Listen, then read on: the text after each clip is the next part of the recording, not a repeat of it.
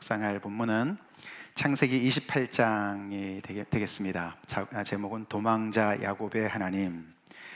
저희가 2020년 새해에 들어와서 이제 창세기를 쭉 따라오게 됐는데, 최근에 우리가 아브라함의 하나님, 이삭의 하나님을 좀 살펴봤습니다. 이삭의 하나님 우리가 간단하게 넘어왔지만, 이제 오늘부터 이제 야곱을 우리가 만나게 되고, 야곱이 만난 하나님을 우리가 또 만나게 되겠습니다.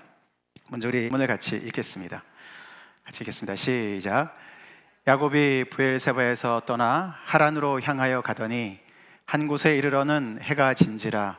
거기서 유숙하려고 그곳에 한 돌을 가져다가 베개로 삼고 거기 누워 자더니 꿈에 본즉 사닥다리가 땅 위에 서 있는데 그 꼭대기가 하늘에 닿았고, 또 본즉 하나님의 사자들이 그 위에서 오르락내리락 하고, 또 본즉 여호와께서 그 위에 서서 이르시되 나는 여호와니 너의 조부 아브라함의 하나님이요 이삭의 하나님이라. 내가 누워있는 땅을 내가 너와 내 자손에게 주리니 내 자손이 땅의 티끌같이 되어 내가 서쪽과 동쪽과 북쪽과 남쪽으로 퍼져나갈지며 땅의 모든 족속이 너와 내 자손으로 말미암아 복을 받으리라.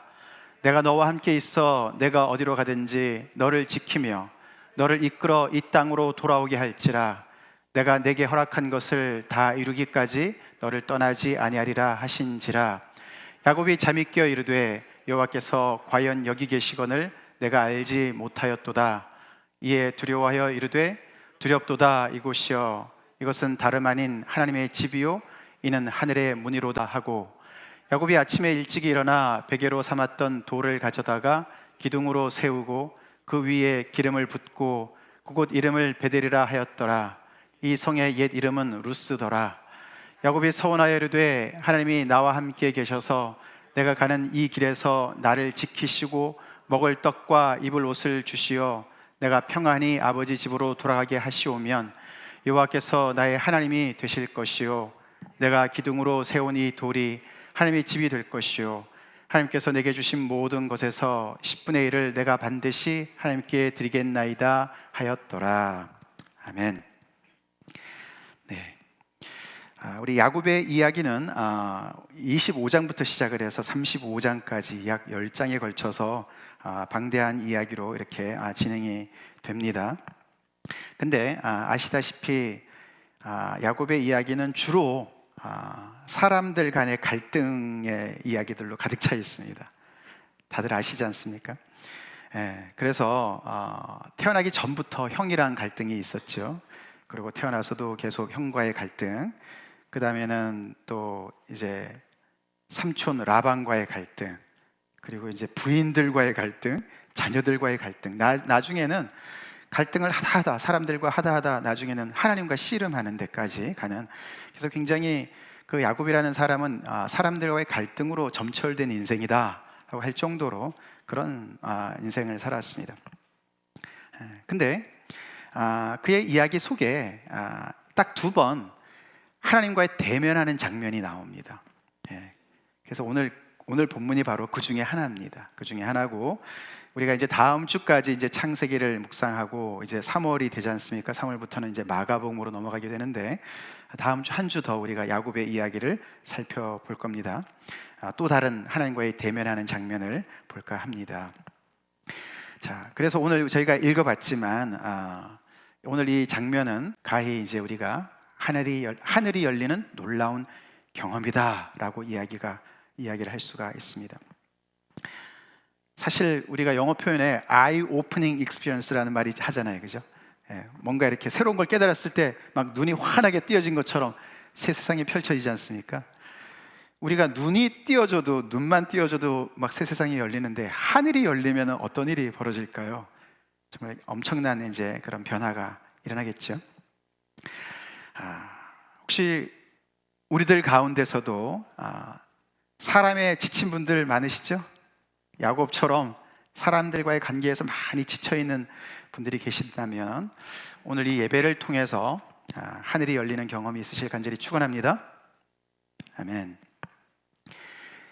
그래서 이 야곱의 이야기를 보면은 이 역사하시는 하나님이 이 아브라함이나 이삭 때와는 조금 다르게요, 굉장히 아주 질퍽한 현실 속에서 이렇게 막 힘든 가운데서 하나님께서 이렇게 배후에서 은근히 역사도 하시지만 이렇게 오늘처럼 정말 이렇게 굉장히 극적인 그런 또 하나님의 이제 그런 임재를 나타내시는 일도 있습니다.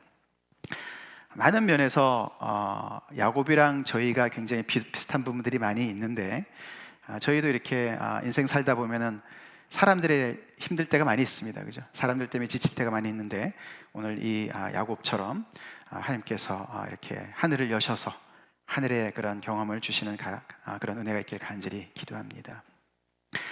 이 놀라운 경험을 우리가 오늘 본문을 통해서 잠깐 살펴보길 원하는데, 뭐 육하 원칙까지는 아니지만 누가 이 경험을 했느냐, 어디서 했느냐, 언제 했느냐, 이걸 좀 살펴보길 원합니다. 왜냐하면은 성경에 하늘이 열리는 그런 기록들이 꽤 많이 나오는데, 그걸 가만히 이렇게 보면은 좀 공통적인 것들이 있습니다. 하늘이 항상 아무 때나 열리는 게 아니잖아요, 그죠? 열리는데 뭔가 이렇게 어떻게 보면은 필요 조건 같은 것들이 있는 거예요. 이런 조건들을 어느 정도 만족을 해야 하늘이 열리는 것을 우리가 볼 수가 있는데, 그래서 누가 어디서 언제를 좀 살펴볼 필요가 있습니다. 먼저 누구한테 이 놀라운 경험이 열렸냐 하면은 야곱한테 열렸죠. 야곱.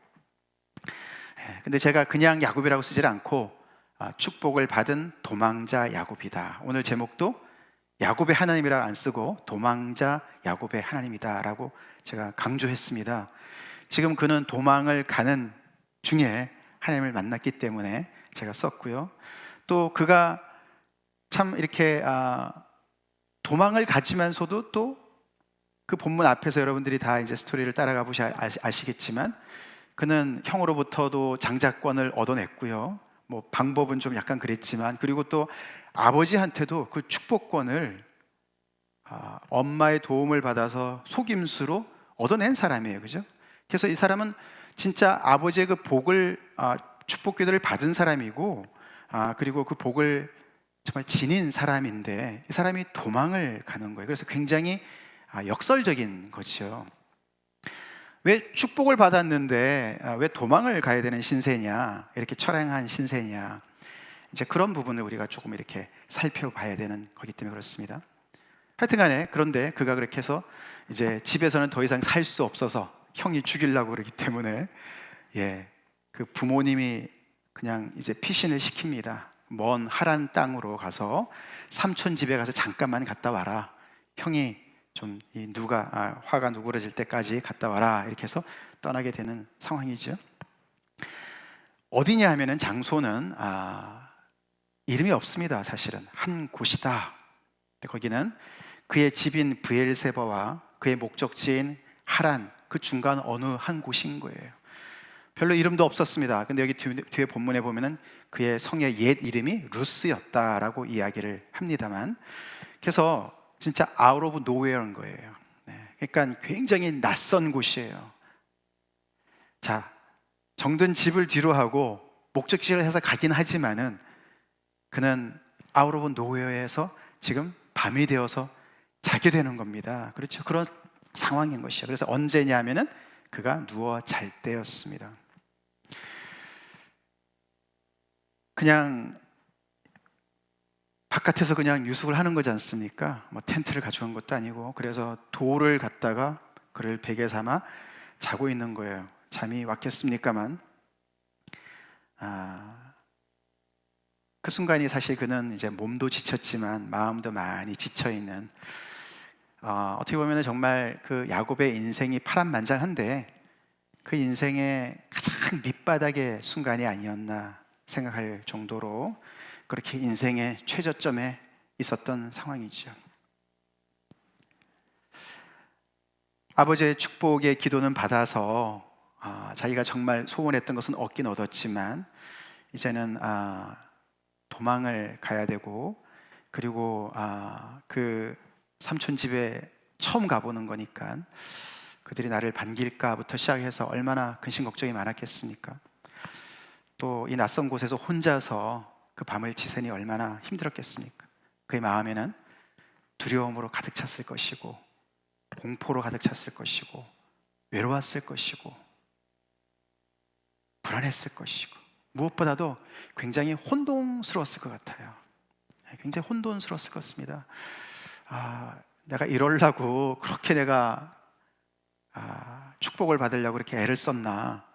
굉장히 자기 자신을 또 뒤로 돌아보고 죄책감도 있었을지도 모르겠고, 그렇게 그는 굉장히 아주 취약한 상태에 놓이게 되었습니다. 굉장히 vulnerable한 상태에 놓이게 되었습니다. 영어 표현에 rock bottom이라고 그러잖아요. 아주 그냥 더 이상 내려갈 수 없는 rock bottom에 떨어진 것이죠.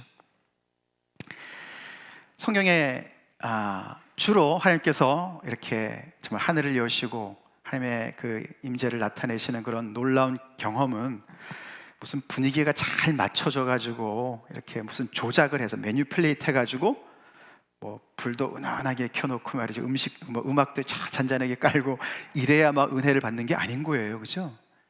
너무 처절한 현실이죠. 정말 은혜 받을 수 있는 가장 정말 그 라스트 모먼 같은 그런 상황 아닙니까? 너무나 정말 현실만, 너무 각박한 현실만 있는 그런 상황인 거예요. 근데 야곱의 이야기를 가만히 보면은 그때가 바로 하나님께서 하늘을 여시고 우리에게 오실 수 있는 상황의 필요 조건이 갖춰졌다라고 얘기하는 거예요. 혹시 지금 그런 상태에 계시다면은 여러분이 지금도 이렇게 정말 너무나 인생이 이렇게 중간에 어딘가 이렇게 스탁이 되어 있는 것 같고 혼동 상태에 있고 마음에는 두려움과 불안과 혼동이 있다면은 그래서 마음이 굉장히 이렇게 갈급하고 절박하고 너무나 지쳐있는 상태라면 그 순간이 하나님으로부터 가장 먼 순간이 아니고 하나님과 어쩌면 가장 가까운 그 자리가 바로 하늘문이 될 수 있고 그 자리가 바로 하나님의 집이 될 수가 있다는 사실을 꼭 기억해야 됩니다. 그렇게 우리 하나님은 거룩하신 세상의 다른 우상들과 다른 그런 하나님이십니다. 자, 이런 상태에서 이제 경험이 진행이 되는데 그 경험은 연출자가 있었습니다. 우리 그런 말 있잖아요. 마음이 허하면은 헛개비에도 보이잖아요, 그죠? 이게 지금 야곱이 너무 마음이 지치고 허해서 뭔가 그냥 꿈에 뭐 이상한 어떤 그런 개꿈이나 말이죠, 어떤 뭐 이렇게 진짜 악령이 주는 그런 꿈을 꿨을 수도 있는데 오늘 본문을 보면은 그 모든 것을 연출하신 분이 나오는데 그 연출하신 분이 당신을 소개해 주시는데 나는 여호와다. 아시다시피 여호와는 야훼, 하나님의 개인적인 이름입니다. 하나님이라는 일반 명사가 아니라 야훼는 우리 여호와 하나님의 이름이에요. 그의 퍼스널한 이름이세요. 언약의 이름 아닙니까? 우리가 배웠지만 내가 여호와다. 그리고 나는 너의 할아버지 아브라함의 하나님이고 너의 아버지 이삭의 하나님이야 라고 소개를 하시는 겁니다. 이 모든 것을 연출하신 분이 하나님이신 거예요. 상황에 너무나 대조되는 그런 하나님의 임재, 나타나심이 아닐 수가 없죠. 그 다음에 마지막으로 우리가 내용을 좀 살펴보겠습니다. 어떤 놀라운 경험이 있냐면은 여기에는 시청각 자료가 다 들어가 있습니다. 보이는 것도 있었고 들리는 것도 있었습니다. 보이는 것은 사닥다리를 보았고요, 그리고 하나님의 사자들을 보았습니다. 그렇죠? 이 사닥다리라는 것이 이게 사실 원문으로 정확하게 이렇게 번역을 한다면은 이게 그 바벨로니아 메소포타미아 바벨론 지역에 있는 메소포타미아 지역에 있는 그런 그 높이 쌓은 탑인데요. 그걸 지구라트라 그러거든요. 지구라트라는 어떤 그런 높은 탑을 얘기하는 거예요. 이렇게 층계가 많이 있는 탑을 얘기합니다. 그들이 믿는 신에게 그런 제단을 쌓아가지고 높이 쌓아가지고 마치 바벨탑도 그 중에 하나라고 보는데요. 그렇게 뭐 피라미드처럼 이렇게 높이 쌓아둔 거예요. 이제 그런 형태가 아닐까. 소위 말하는 사닥다리, 레더, 그게 좀 번역이 잘못됐다라고 얘기를 많이 합니다. 그것을 보았고요. 그 다음에 거기에 하나님의 천사들이, 여호와의 사자들이 오르락내리락 하는 것을 보았습니다. 그런데 들리는 이야기가 하나님께서 말씀하시죠. 그러면서 아까 소개하신 다음에 내가 누워있는 땅을 내가 너와 내 자손에게 주겠다. 할아버지와 아버지에게 주셨던 그 약속을 그대로 반복을 하십니다. 땅도 주고 그 다음에 14절에는 내 자손을 티끌과 같이 많게 복을 줄 거다. 그래서 동서남북으로 아주 온 사방으로 퍼져나갈 것이다.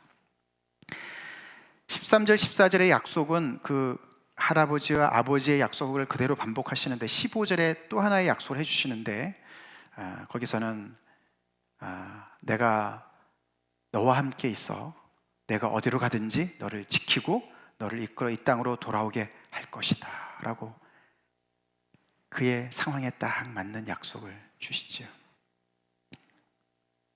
내가 너와 함께 하겠다. 내가 너와 함께 하겠다. 임마누엘이다. 내가 너를 지켜주겠다. 그리고 너를 다시 아버지 집으로 돌아오게 하겠다. 그렇게 약속을 해주시는 거예요. 야곱한테 가장 필요한 약속입니다. 그 약속을 하나님께서 해주세요. 사실 보이는 것도 어마어마했지만 그 약속의 내용이 너무나 중심을 이루겠죠.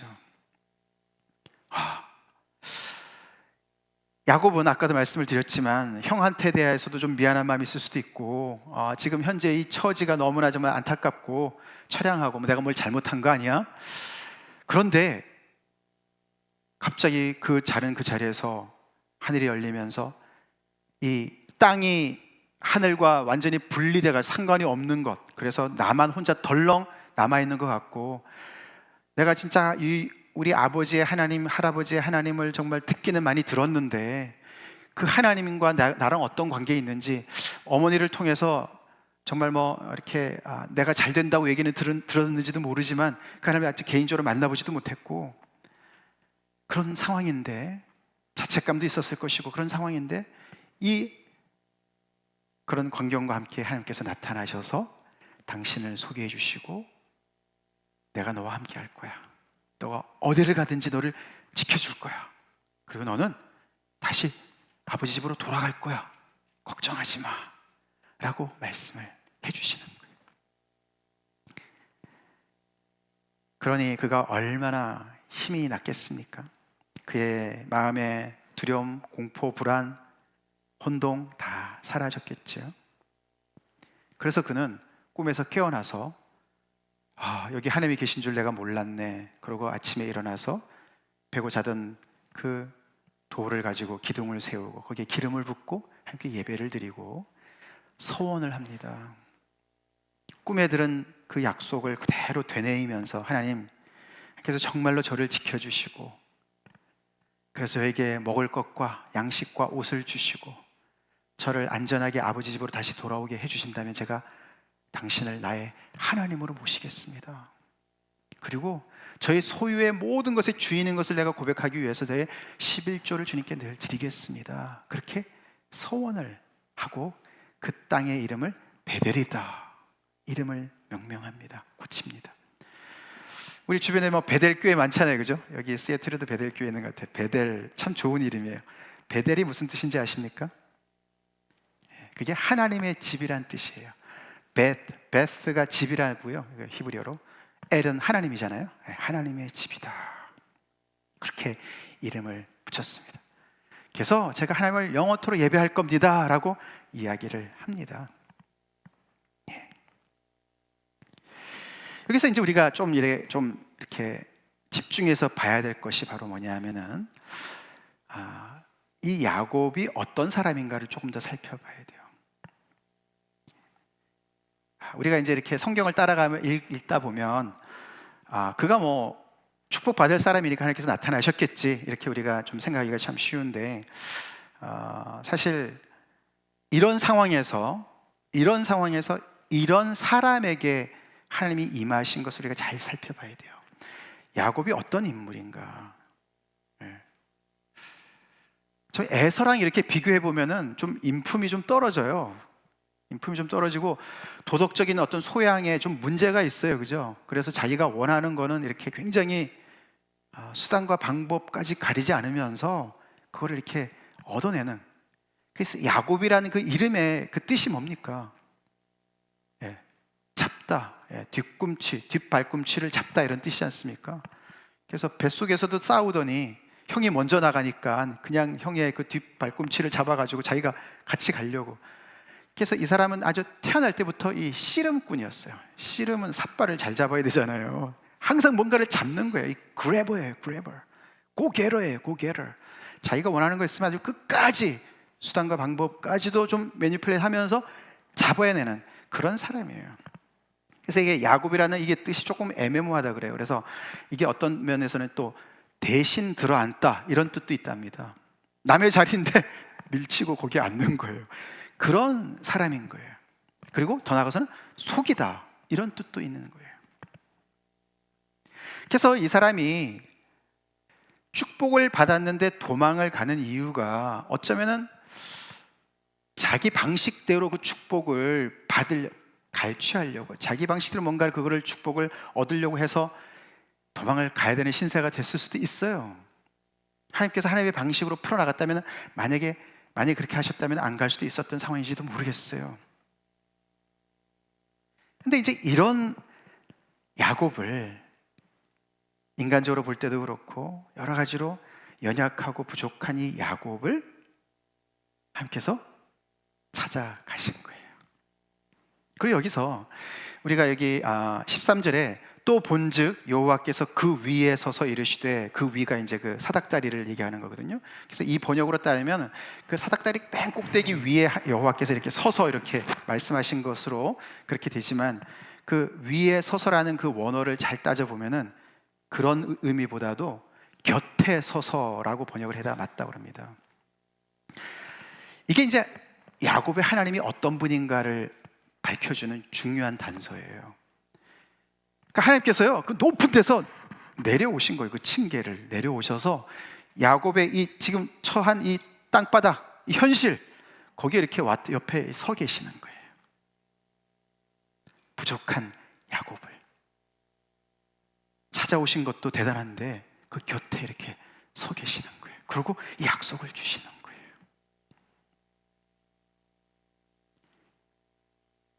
이런 하나님을 야곱이 만납니다. 사실 그래서 이 사닥다리 이야기, 하나님의 사자들이 오랑대를 하는 이야기는 신약에 한번 나옵니다. 그죠? 어디서 나옵니까? 요한복음 1장에 예수님이 말씀하세요. 나다나엘이라는 사람이 갈릴리에서 무슨 선한 것이 나오겠느냐라고 얘기해가지고 다시 그 제자가 데리고 와가지고 얘기하는 중에 너는 참 이스라엘 사람이다 라고 예수님께서 말씀하시니까, 당신이 나를 처음 보는데 저를 어떻게 아십니까? 그러면서 당신은 이스라엘의 정말 임금입니다, 메시아입니다 라고 고백을 했습니다. 나다나엘이 깜짝 놀라서 그때 예수님이 얘기하시는 거죠. 너가 무화과나무 아래에 있던 걸 내가 보았다 그래서 너가 이렇게 고백을 하니? 근데 너는 더 엄청난 걸 볼 건데 사닥다리 천사가 오르락내리락 하는 걸 볼 거야. 바로 이 장면을 예수님이 말씀하세요. 무슨 얘기일까요? 예수님이 바로 이 야곱에게 나타나셔서 이 사닥다리에서 높은 데 계시면서 땅에 있는 거 전혀 상관하지 않는 그런 분이 아니라 몸소 내려오셔가지고 같이 옆에 서 계시는 그 하나님, 그 하나님의 본체로서 성육신 하신 하나님인 것을 얘기하시는 거예요. 그래서 우리는 땅과 하늘이 굉장히 이렇게 멀잖아요. 그죠? 세상은요, 땅은 땅이고 하늘은 하늘이라고 생각합니다. 연결되어 있지 않다고 생각합니다. 그래서 땅의 모든 리소스로 제한된 상황에서 우리가 가지고 있는 능력으로 힘껏 살아야 된다. 그래서 힘들 때는 야곱처럼 남의 거 뺏기도 하고 남의 자리를 차지하기도 하고 그렇게 좀 뭔가 이렇게 좀 수단과 이런 걸 또 좀 부리면서 살아야 된다라고 얘기를 합니다. 왜요? 하늘이랑 땅이 연결되어 있다고 생각하지 않으니까. 근데 성경은 오늘도 얘기합니다. 아닙니다. 하늘은 땅과 맞닿아 있습니다. 아멘. 하나님은 여전히 땅을 케어하십니다. 우리를 케어하세요. 우리에게 신방 오십니다. 우리 인생 가운데 우리가 가지고 있는 그것만 가지고 산다면 얼마나 각박하겠습니까? 이제 야곱이 그걸 깨닫는 거예요. 와, 이게 하늘이 열리면서 하늘과 땅이 연결되어지고 하나님이 이렇게 내려오시고 하나님께서 공급해 주시고 하나님께서 역사하시고 하나님께서 나를 인도하시는구나. 그런 걸 배워나가는 거예요. 이 아주 정말 차돌맹이 같은 이 야곱이요, 물론 오래 시간이 걸리지만 그것을 이제 배워나갑니다. 그래서 오늘 이 본문에서 이제 정말 우리가 초점을 맞춰야 될 것은 이 하나님에 대해서 우리가 살펴보는데, 우리 지난주에 아브라함의 하나님은 질투의 하나님이다 라고 배웠습니다. 그죠? 약속도 주시고 또 그 하나님의 선물을 하나님의 자리에 놓는 걸 너무너무 싫어하셔서 이삭을 바쳐라, 그래서 질투의 하나님, 젤러스 갓을 우리가 들었는데, 그럼 이 야곱이 만난 하나님은 어떤 하나님인가? 그 하나님은요, 역전의 하나님이다 라고 얘기할 수 있습니다. 역전의 하나님이다. 기억하십시오. 이것은 무슨 기차 역전을 얘기하는 게 아니에요. God of inversion, 뒤집는 하나님이다. invert, 뒤집다. 왜 그런가 하면요, 아까도 말씀을 드렸지만 이 야곱은 인간의 기준으로 봤을 때 부족한 사람이에요. 근데 하나님께서 이 야곱의 인생을 계속 끌고 나가신 한 모토가 있었어요. 그 모토가 바로 그 엄마한테 이야기한 건데, 리브가한테 얘기한 건데, 같이 읽겠습니다. 큰 자가 어린 자를 섬기리라. 리브가가 잉태를 했습니다. 처음에 정말 아기가 안 생겨가지고 이삭이 또 기도하고, 엄마 사라랑 똑같았습니다. 40세에 결혼해가지고 아기가 안 생겨서 계속 기도하는 가운데 20년 지난 후에 60세에 쌍둥이를 뵀는데 이 쌍둥이가 안에서 싸우는 거 아닙니까? 이게 무슨 일이냐? 그리고 리브가가 하나님께 기도했어요. 하나님, 이게 도대체 무슨 일입니까? 그때 하나님께서 말씀하시는 거예요. 내 복중에 두 민족이 있다. 서로 싸운다. 한 민족이 다른 민족보다 클 거야. 근데 큰 자가 어린 자를 섬길 거야 라고 말씀해 주셨어요. 그리고 하나님께서는 그게 하나님의 정하신 뜻이에요. 태어나기 전부터 에서가, 야곱이 어떤 성격을 가질지 하나님은 아셨을지 모르지만 우리는 전혀 모르는 상황인데, 부모도 모르는데 하나님이 이미 정해 놓으셨어요. 그래서 아까도 이게 하나님의 이 정말 하늘이 열리는 경험을 하나님께서 연출하셨다 그랬는데, 더 나아가서 하나님은 연출만 하시는 게 아니라 각본도 쓰셨어요. 야곱의 인생의 각본을 이미 정해 놓으셨어요. 물론 그 각본은 야곱에게 많은 자유를 허락하는 각본이었습니다. 하나님의 섭리라는 거예요. 우리가 이해할 수 없는 하나님의 정하신 뜻이 있어요. 섭리가 있습니다. 믿습니까? 정하신 뜻이 있어요. 그리고 하나님께서는 또 출연도 하셨지만 이 하나님의 계획대로 그것을 진행해 나가세요. 지금까지 우리가 아브라함과 이렇게 쭉 이 믿음의 우리 선조들을 따라가면서 우리가 하나님을 봤는데, 하나님이 굉장히 어디에도 매이기를 싫어하시는 분 같죠? 그래서 불임의 문제가 있으면 인간은 꽉 매이지만 하나님은 불임의 문제도 넘어서세요. 그죠? 야, 100세 90세 아무 문제 없어, 나한테는. 자유로우세요. 약속에도 자유로우셨어요. 그죠? 이삭을 주시고는 그 이삭이 약속의 성취였는데 그 이삭을 나한테 바쳐, 번제로 바쳐. 그러면 약속은요 꽝으로 돌릴 수도 있지 뭐. 마치 이런 것처럼 약속에도 매이지 않으세요? 근데 여기는요 장자권에도 매이지 않으시는 거예요. 그 당시에 이 고대 근동지방에 이미 장자가 가지고 있는 권리들이 많았어요. 사회에 이미 많이 뿌리를 내리고 있었고, 하나님도 신명기에 보면 그 장자권을 존중하세요. 그런데 하나님이 마음 잡수시면 장자권도 없는 걸로 해. 그냥 내가 정한 거야. 내가 이 더 영거원이 더 엘더원으로부터 섬김을 받도록 내가 정했어 라고 말씀을 하시는 겁니다. 그래서 하나님은 세상에 쫙 뿌리 내린 기존 질서를요 가끔씩 이렇게 뒤집어 엎으시는 거예요. 젓갈이 하듯이 말이죠. 인버전 하시는 거예요. 근데 이런 하나님의 성품이 구약에만 나오는 게 아닙니다. 우리 대표적인 게 고린도서 1장인데 같이 읽겠습니다. 시작.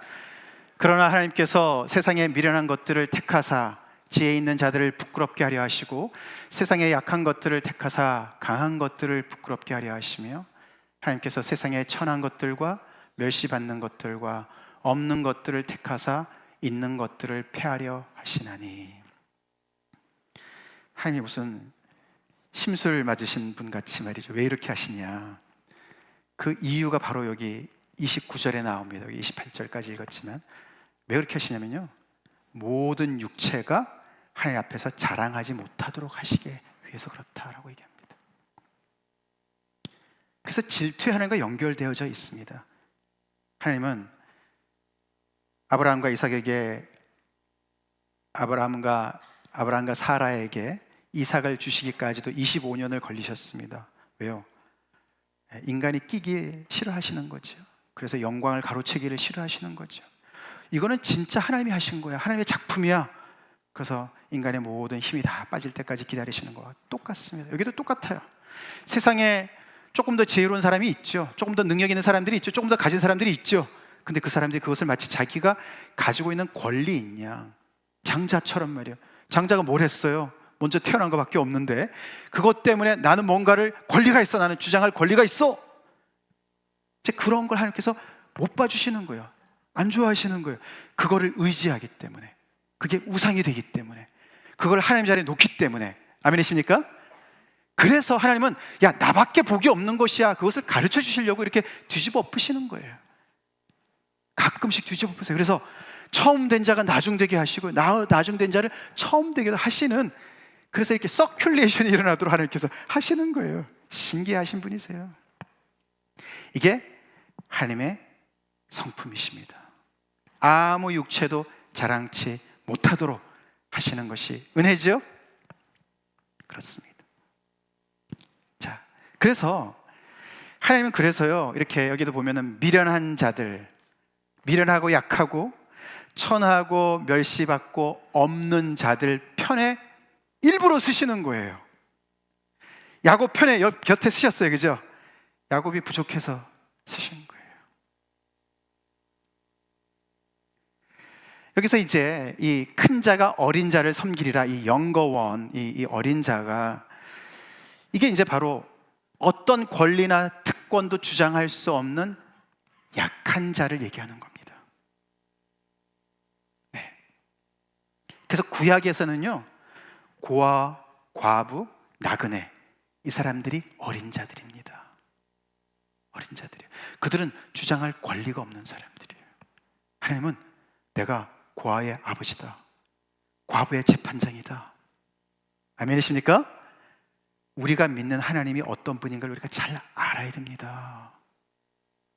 그래서 하나님은요, 정말 세상에서 우쭐하는 모든 것들을, 교만한 자들을 낮추세요. 그리고 겸손한 자를 높이십니다. 겸손한 자를 높이세요. 야곱이 인간적으로 부족하지만, 자, 그래서 우리 하나님 이제 오해를 많이 받으시는 분이세요. 예를 들어서요, 출애굽기 5장에 보면은 여호와가 누구이기에 내가 그분의 말을 듣느냐, 누가 얘기한 겁니까? 바로 왕이 얘기했어요. 처음 이제 모세가 하나님의 이제 사명을 받고서 이제 바로 앞에 간 거예요. 그죠? 야, 바로가 뭐 그 당시 안 사람인지 하여튼 뭐 안면이 있었는지 모르지만 이스라엘의 하나님께서 말씀하시는데 내 백성을 가게 하라 그랬다. 이 백성들은 이스라엘 이 백성들은 나의 백성이야. 그러면서 이 이스라엘의 하나님께서 이 백성을 가라고 했다라고 얘기를 했습니다. 하나님의 말씀을 전했습니다. 바로 입장에서 생각해 보세요. 얼마나 우습겠습니까? 그죠?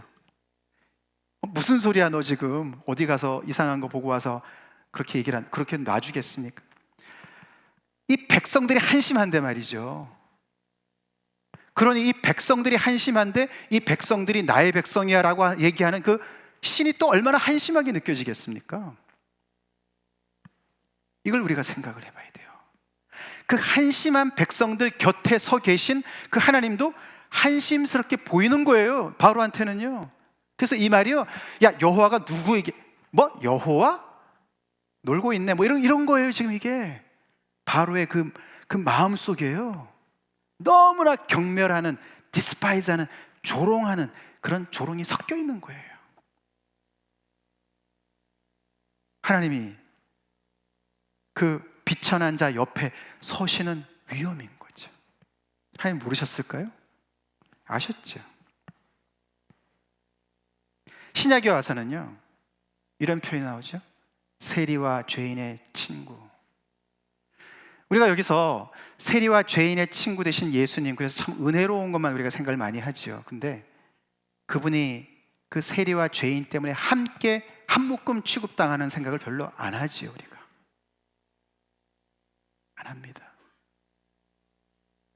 야곱의 편에 서신 이 하나님이 세상 사람들 눈에는 한심스러워 보일 수도 있어요. 어떻게 이런 사람 편에 서가지고 하나님께서, 그런 생각이 들 정도로, 아니 어떻게 세리와 죄인과는 거리를 둬야지 어떻게 그 옆에 서냐, 그 얘기를 누가 합니까? 종교 지도자들이 했어요. 신앙 좋은 사람들이 했단 말이에요. 그만큼 하나님을 모르는 거죠. 더 나아가서는 세리와 죄인의 옆에만 서지지 않으셨고 십자가의 저주의 자리에 못 박히신 그리스도다, 이런 표현이 고린도서 1장에 나오죠. 옆에 서다 못하셔서 그 죄인들의 모든 죄짐을, 그 자리를 대신하신, 야곱은 축복받으려고 밀치고 그 자리를 차지했지만 예수님은 죄인의 자리를 밀치시고 저주를 대신 받으신 거예요. 그래서 여기가 이 십자가에 못 박힌 그리스도가 이게 얼마나 스캔들인지 아세요? 복음을 전할 때요, 그 1세기 때 복음 전할 때 이 그리스도가 왕이란 뜻이거든요. 야, 너네 우리가 전하는 왕을 믿어. 어떤 왕인데? 뭐 이게 로마 시저보다 더 대단한 왕이야? 아니야. 근데 우리 왕은 십자가에서 죽으신 왕이야. 아니 지질이 못 났으면 어떻게 십자가에 가 죽냐? 전도가 안 되는 거예요. 이렇게 하나님께서는요, 이 역전의 하나님의 성품을 실현하시기 위해서 그분은 또한 스캔들의 하나님도 되시는 거예요. 야곱의 편에 서시면 스캔들 걸리거든요. 세리와 죄인의 옆에 서시면 스캔들 같이 걸리는 거거든요. 저 분명히 뭐가 문제가 있다 이거죠. 그러니 예수님이 십자가에 못 박히신 걸 보면서 얼마나 그들이 조롱했습니까? 이렇게 어린 자의 편에 서시느라고 하나님께서 스캔들까지 감수하시는 겁니다. 우리가 누가복음 18장에 보면은 예수님께서 비유로 말씀하시는데, 두 사람이 성전에 기도하러 올라갔다. 한 사람은 바리새인이고 한 사람은 세리였다. 아시죠, 그 얘기? 거기서 바리새인이 기도를 할 때 따로 서서 기도했다, 이렇게 써 있습니다. 따로 서서 기도했다. 세리랑 가까이 있으면 괜히 세리랑 같이 올라갔으니 저 사람도 세리 아니야? 같이 노는 거 아니야? 오해를 받으니까 따로 서서, 하나님, 저는 저 세리와 같지도 않고 저는 일주일에 3번씩 금식하고 11조도 하고 이런 거 저런 거 다 했습니다. 그게 보통 사람들이 하는 일이죠. 우리를 포함해서. 문제 있는 사람 곁에 가기 싫잖아요, 그죠? 가기 싫잖아요, 오해받으니까. 근데 하나님은 그걸 하신다고요. 하신다고요. 그래서 우리에게 구원이 있습니다. 그래서 우리에게 소망이 있습니다. 혹시 우리가 여기에 나오는 이 이야기에 나오는 바리새인처럼 따로 서 있지 않습니까? 나만 의롭다고. 이 고린도전서 1장 여러분 아시지만 고린도 교회가 문제가 많았던 교회 아닙니까? 은사가 너무 많아서 문제였던 교회예요. 정말 유능한 교인들이 너무 많아서 문제였던 교회입니다. 그래서 그냥 맨날 싸우는 거예요. 그래서 바울이 1장에서부터 얘기하는 거예요. 너네 안에 분쟁이 있다. 그러면서 이 십자가의 도를 너네가 아느냐라고 얘기하는 거예요. 예수 믿으면서 어느새 그 안에서도 장자권을 주장하는 사람들이 생기는 거죠. 하나님은 어린 자를 높이시는 하나님이신데 말이죠. 그 얘기를 이 1장에서 풀어나가면서 이 바로 십자가에 못 박힌 그리스도를 얘기하는 겁니다. 그래서 그리스도도 그렇지만 그리스도를 따르는 그의 제자들 또한 어린 자 편에 서야 됩니다. 겸손한 자리에 서야 되는 거예요. 그들로 멀리 멀찌감치 똥물 튀길까 봐 멀리 따로 서지 마시기 바랍니다. 부족하고 연약할수록, 부끄러운 대상일수록 곁에 서주시고 보호하신다고 하시고 끝까지 나의 뜻을 이루기까지 내가 너를 떠나지 않을 거야 라고 그 약속하신 그 하나님의 심정을 우리가 귀담아 듣고 먼저 하나님이 그렇게 우리를 대하시는 것을 우리가 아멘으로 화답합시다. 하나님이여, 우리가 부족해도요, 연약해도요, 부족하고 연약하기 때문에 우리를 찾아오셨습니다. 부족하고 연약한 것을 인정했기 때문에 우리가 복음을 받아들였습니다. 그래서 그분은 우리 곁에 서 주시는 거예요. 항상 임마누엘 되시는 거예요. 그리고 우리를 보호하시는 거예요. 그리고 당신의 선하신 뜻을, 시작하신 뜻을 이루기까지 떠나지 아니하실 줄로 믿으시기 바랍니다. 근데 그거 똑같이 그렇게 다른 사람을 대하라고 또한 말씀하시는 분은 귀담아 들어야 됩니다. 귀담아 들어야 돼요. 자, 이제 마지막 이 말씀 한 구절 더 읽겠습니다. 같이 읽겠습니다. 시작. 이르시되 진실로 너에게 이르노니 너희가 돌이켜 어린아이들과 같이 되지 아니하면 결단코 천국에 들어가지 못하리라.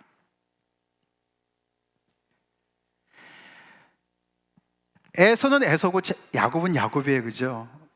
처음 태어난 사람 에서가 뭐 어떻게 둘째가 될 수가 있습니까? 그죠?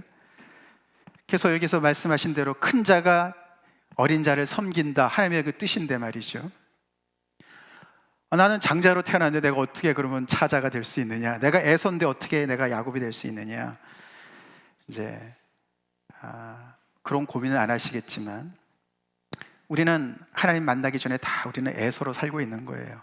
장자인 줄로 착각하고 살고 있는 거예요. 뭔가 나는 권리를 대단하게 가지고 있는 사람인 거로 착각하고 살고 있는 거예요. 근데 바로 이 구절이에요. 에서가 어떻게 야곱으로 바뀔 수 있나를 가르쳐주는 구절이에요. 어떻게 바뀔 수 있냐면요, 뭐라고요? 너희가 돌이켜서 어린아이가 되면 될 수 있다. 너네가 뭔가 권리를 가지고 있는 그런 착각에서 그것을 놓고 스스로 vulnerable하게 어린아이처럼 낮아지면, 이 돌이킨다는 말이 회개하면 그런 뜻이에요. 이게 마태복음 18장에 나오는 말씀인데, 이 마태복음 18장이 교회에 대한 이야기입니다. 아시다시피 마태복음은 크게 예수님의 가르침을 이렇게 다섯 묶음이 나오는데 그 중에 하나입니다. 이게 교회 생활에 대한 이야기가 집중적으로 나오는 게 마태복음 18장인데 이게 제자들한테 말씀하시는 거예요. 다시 말해서 구원받았다고 하는 사람들한테 얘기하시는 거예요. 근데 그들 사이에 누가 크냐 서로 싸웠어요. 그래서 예수께서 곧 이제 예루살렘으로 올라가시면 누가 첫 자리를 차지할까? 영의정 좌의정은 누가 할까? 그 때문에 서로가 머리를 막 계산하는 거죠. 야, 그래도 베드로 자리겠지. 아니야, 내가 더 고생했어. 뭐 이런 거잖아요. 그죠? 세상에 그걸 그대로 가지고 있습니다. 그래서 예수님 말씀하시는 겁니다. 너희가 어느새 어른이 됐네?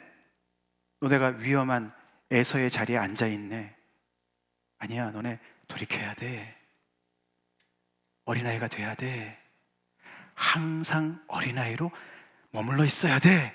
그래야 천국에 들어갈 수 있어. 믿습니까? 그 말씀하시는 겁니다. 우리 구원의 확신 중요하죠. 근데 그 구원의 확신이 우리를 망칠 수도 있습니다. 망칠 수도 있습니다. 우리 신앙의 연륜 중요합니다. 나를 망칠 수도 있습니다. 바리새인이 그랬고요, 예수님의 제자들도 그랬고요, 고린도 교회가 그랬습니다. 우리가 연약한 야곱이었기 때문에 하나님께서 우리 편에 와 계셨고, 우리를 대신해서 우리의 그 모든 부끄러움을 다, 수치를 다 담당하시고 조롱을 담당하시고 우리를 구원해 놓으셨더니, 우리가 어느새 교만해져서, 우리가 어느새 에서인 양 착각하고, 우리가 하나님보다 더 거룩한 것처럼 착각하고 거리를 두고 따로 서서 그런 일들이 교회 안에 이루어지는 것입니다. 그래서 우리는 오늘 이 야곱이 만난 이 역전의 하나님과 또 스캔들의 하나님을 우리는 뼛속 깊이 새겨야 됩니다. 그럼 그 자리가 천국이 될 줄로 믿습니다. 우리 이 안에도 천국이 그때 임할 줄로 믿습니다. 우리 모두가 어린아이로 돌이켜서 180도 돌아서, 그 얘기예요. 유턴해서, 그게 회개라는 뜻입니다. 회개.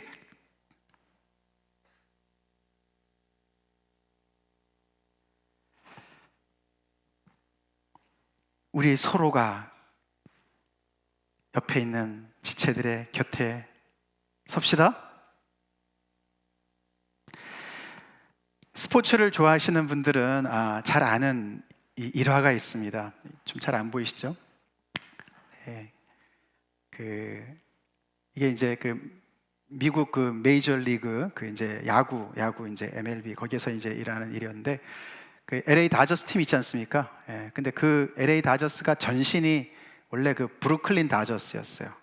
예. 근데 유현진이가 최근에까지 이제 뛰었던 그 팀인데, 그 원래 전신 브루클린 다저스 시절에 있었던 일입니다. 거의 1947년에 일어났다고 보는데, 이 그림에서 오른쪽에 있는 사람이 MLB에서 최초 흑인 야구 선수였대요.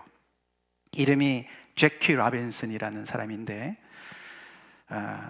그러니 얼마나, 지금도 인종차별에 있는데 말이죠, 그때 얼마나 대단했겠습니까? 그죠? 그래서 경기에 나갈 때마다 그냥 엄청난 야유와 저주와 그런 아주 욕설을 항상 달고 다녔죠. 근데 여기 왼쪽에 서 있는 이 사람이 나중에 이제 홀 오브 페임까지 들어간 사람이에요. 명예의 전당까지 들어간 아주 훌륭한 야구 선수인데, 백인입니다. 팀 동료인데 피위 리즈라는 사람입니다. 근데 이제 이 제키라는 사람을 계속 이제 야유하고, 아무리 욕을 해도 이 사람이 끄떡없이 계속 거기에 이제 있으니까, 그 다음에는 그랑 같은 팀에서 뛰는 사람들을 욕을 하는 거래요. 욕을 했대요. 그래서 그날에 이제 이 피위한테도 막 욕을 하고 막 이러니까, 이 사람이 그날 게임을 하다가 뚜벅뚜벅 제키한테 걸어갔습니다. 걸어가지고 여기 그림처럼, 동상처럼 사람들이 막 야유를 하고, 저 니그로랑 이런 거 있잖아요, 그죠? 어떻게 입에 담을 수 없는 그런 욕설을 막 해대고 조롱을 하는 그 사람 옆에 딱 가가지고 곁에 딱 섰습니다. 이 피위가. 그리고 어깨 동무를 딱 했대요. 그랬더니 아주 정말 아수랑처럼 막 소리를 지르던 사람들이 점점 조용해지더니 아주 장내가 아주 고요하게 됐답니다. 피위가 그 어깨에 손을 얹었냐 안 얹었냐, 그거는 좀 논란이 있다 그래요. 저도 좀 찾아봤더니. 근데 그 사람의 증언에 의하면, 이 본인의 증언에 의하면은 그날 피위가 분명히 자기 옆에 와서 곁에 서줬대요. 근데 그게 너무너무 힘이 됐다고 그렇게 증언을 했어요. 우리 옆에 계시는 분들 좀 옆에 좀 보세요. 옆에 좀 보세요. 내가 당신 곁에 있습니다. 그런 눈으로 한번 보십시다. 혼자 계시는 분들 앞뒤로 좀 하시고, 우리가 서로 곁에 있읍시다. 예? 때로는 좀 부족하게 보인다 할지라도 그럴 때일수록 더 곁에 서 주십시다. 아멘. 이 사람이 켄터키 루이빌 출신이에요. 피위라는 사람이. 아마 그래서 예수님을 알았던 사람인 것 같기도 하고, 잘 모르지만 얼마나 힘이 됐겠습니까? 모두가 정죄하고 모두가 조롱하는데 친구가 딱 와서 말이죠, 옆에 딱 서주니 얼마나 힘이 됐겠습니까? 우리 형제 자매의 사랑이 바로 그런 건 줄로 믿습니다. 다 같이 기도하시겠습니다.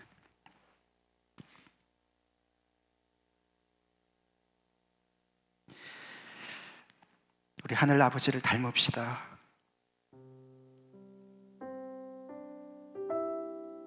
우리 곁에 서시기 위해서 오해도 불사하시고 스캔들도 불사하시고, 그 정도가 아니지요. 죄가 되셨습니다. 죄를 알지 못하는 자가 죄가 되셨습니다. 예수 그리스도가. 그런데 우리는 왜 이렇게 너무 거룩해지고 높아지고 교만해지고,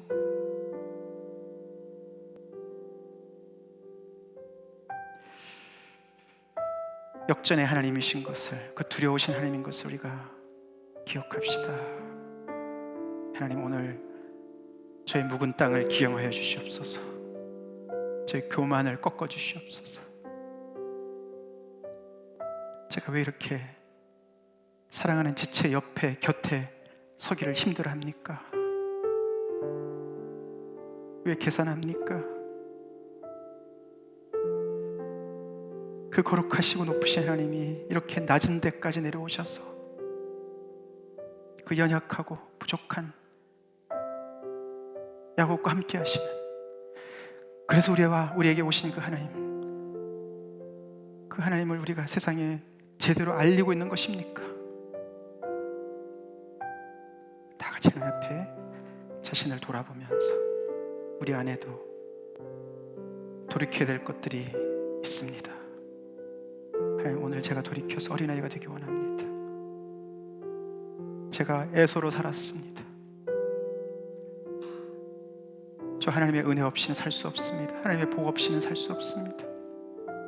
그 길이 비록 도망을 가는 고생의 길이라 할지라도 저 하나님의 축복이 꼭 필요합니다. 그렇게 우리 하나님 앞에 다 자복하고 회개하는 기도하시겠습니다.